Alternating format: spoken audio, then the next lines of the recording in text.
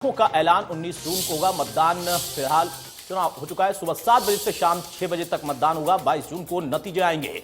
तो निकाय चुनाव की तारीखों का ऐलान हो चुका है। 24 मई को चुनाव का नोटिस जारी होगा। 30 मई से 4 जून तक नामांकन, 6 जून को स्क्रूटनी होगी। शाम 6 बजे तक मतदान की प्रक्रिया जारी रहेगी। 7 जून को पोलिंग स्टेशन की लिस्ट जारी की जाएगी। चुनाव में महिलाओं के लिए 1/3 आरक्षण की व्यवस्था की गई है, जिस बात को लेकर बीजेपी ने बदलाव किया था और फिर से कोर्ट में क्लेम कर दिया गया था। इसको चैलेंज किया गया था। उसके बाद सरकार के ऊपर फैसला छोड़ा था कि जो सरकार तय करे वही होगा।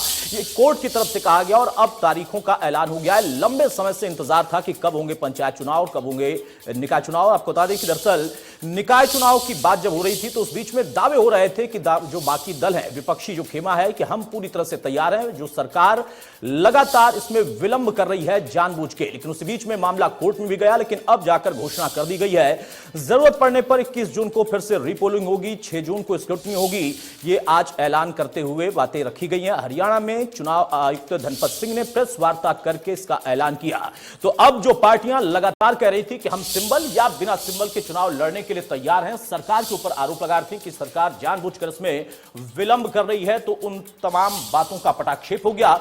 ग्राफिक के जरिए आपको मोटी मोटी चीजें हम दिखाते हैं कि असल में जो ऐलान किए गए हैं उसमें खास क्या है। हरियाणा में निकाय चुनाव का जो बिगुल है वो बच चुका है। 19 जून को निकाय चुनाव होंगे। 30 मई से 4 जून तक नामांकन की प्रक्रिया होगी। 22 जून को मतगणना कराई जाएगी। राज्य इलेक्शन कमीशन ने प्रेस कॉन्फ्रेंस करके इसकी जानकारी दी।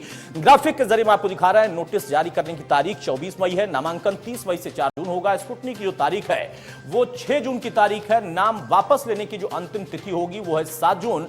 मतदान कराया जाएगा 19 जून को और नतीजों का ऐलान होगा 22 जून को। यानी 22 जून को शहर की सरकार तय हो जाएगी, पालिकाएं तय हो जाएंगी कि किस पर भरोसा किया है जनता ने, क्योंकि कई मुद्दे हैं जिनको लेकर लगातार बीजेपी जेजेपी जो कि सरकार में है उन पर आरोप लग रहा। बीजेपी कह रही कि हमने इतना काम किया है, जेजेपी कह रही कि हमारी सरकार ने इतना काम किया है कि उस पर आकलन अगर हम करें तो वहां पर मतदान हमारे पक्ष में होगा। लेकिन ये जनता को तय करना है, अपनी सरकार चुननी है शहर की। तो ये ग्राफिक के जरिए मैं आपको तारीखें दिखा रहे हैं। 18 नगर परिषद और 28 नगर पालिका हैं जहां पर चुनाव होनी है। 24 मई की तारीख है जब नोटिस जारी है और उसके साथ साथ नामांकन 30 मई से 4 जून, स्क्रूटनी 6 जून को, नाम वापस लेने की जो तारीख है वो 7 जून की और मतदान 19 जून को है।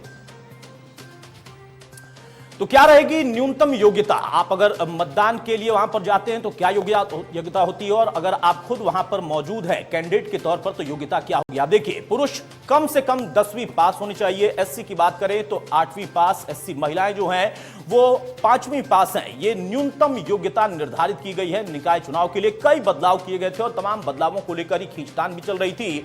लेकिन महिलाओं की कितनी हिस्सेदारी होगी, अगर पुरुष हैं तो उनके लिए क्या आखिरी योग्यता होगी? क्योंकि न्यूनतम योग्यता जो अगर हम देखें तो पहले इसमें अंतर था, लेकिन ये बदलाव से बात किए गए थे और इस बार भी इसमें कुछ और बदलाव किए गए। एससी कैटेगरी की अगर महिला है तो 5वीं पास अंतिम योग्यता, उनकी न्यूनतम योग्यता कम से कम होनी चाहिए। पुरुषों की अगर बात करें तो 8वीं पास। एससी से जुड़े हुए अगर कोई पुरुष है जो कि मैदान में है तो कम से कम 8वीं पास होनी चाहिए और जनरल के लिए 10वीं पास कम से कम होगा। तो आगे आपको दिखाते हैं कि निकाय चुनाव कौन कौन से राजनीतिक दल अपने सिंबल पर लड़ने की बात कह रहे हैं, या फिर दावा कर रहे हैं, या फिर उन्होंने अभी इस पर विचार विमर्श करने की बात कही है। बीजेपी सिंबल पर चुनाव लड़ेगी। जेजेपी की बात करें तो अभी भी सस्पेंस बरकरार है कि वो सिंबल पर चुनाव लड़ेंगे या नहीं लड़ेंगे। अगर कांग्रेस की बात करें तो रणदीप सुरजेवाला जरूर कह रहे हैं कि हम सिंबल पर चुनाव लड़ेंगे, लेकिन उदय भान ने कहा कि इस पर अभी विचार विमर्श चल रहा है। इनेलो की बात करें तो पहले ही ऐलान किया जा चुका है कि हम भी इस बार मैदान में सिंबल पर होंगे। और आम आदमी पार्टी जो कि राजनीतिक तौर पर हरियाणा में भी बहुत सक्रिय हो चुकी है, आम आदमी पार्टी ने भी ऐलान किया कि हम भी सिंबल पर चुनाव लड़ेंगे। तो सिंबल को लेकर भी कई बार सवाल होता है, क्योंकि जब कैंडिडेट जीतता था बिना सिंबल के निर्दलीय, तो वहां पर दावा किया जाता था कि ये हमारा कैंडिडेट है। यानी अलग अलग पार्टियां अपना अपना दावा ठोकती थी। लेकिन अब कई पार्टियों ने अपना रुख साफ कर दिया है, कोई सस्पेंस नहीं है। हालांकि कांग्रेस और जेजेपी की तरफ से भी सस्पेंस बरकरार है, लेकिन कांग्रेस में एक खेमा कह रहा है कि नहीं हम सिंबल पर चुनाव लड़ेंगे, दूसरा खेमा कह रहा है कि हम चुनाव अभी लड़ेंगे कि नहीं लड़ेंगे सिंबल पर, इस पर विचार हो रहा है।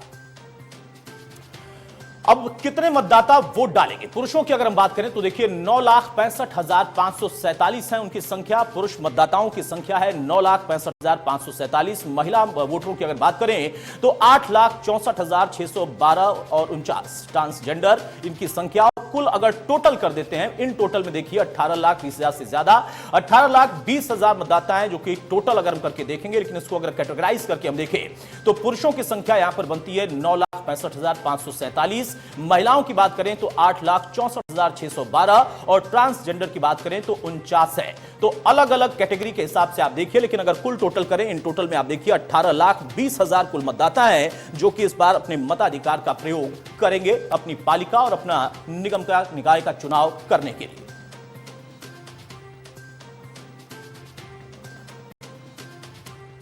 तो 18 नगर परिषद और 28 नगर पालिकाओं में चुनाव के लिए तारीखों का ऐलान हो गया है। कब किस तारीख में क्या प्रक्रिया अपनाई जाएगी, उसके साथ साथ कुल मतदाताओं की अगर हम बात करें, संख्या की बात करें तो 18,20,000 कुल मतदाता, जिसमें पुरुषों की संख्या 9 लाख और महिलाओं की संख्या 8 लाख से ज्यादा है।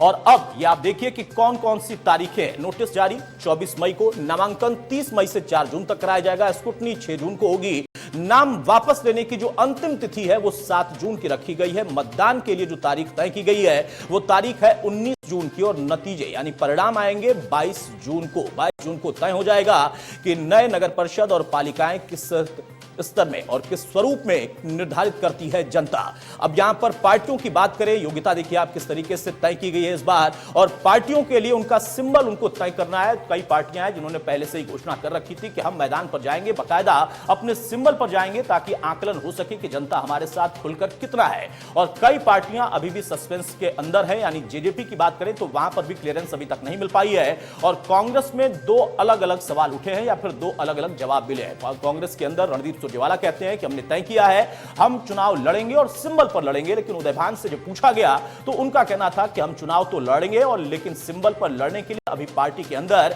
विचार विमर्श हो रहा है, यानी अभी कुछ तय नहीं किया गया है। तो सिंबल पर चुनाव लड़ने में 2 पार्टियां हैं जिनका थोड़ा बहुत सस्पेंस अभी बरकरार है, लेकिन बीजेपी, इनेलो और आम आदमी पार्टी, इन तीनों ने ही तय कर दिया है कि हम चुनावी मैदान में होंगे और बाकायदा अपने सिंबल पर चुनाव लड़ेंगे।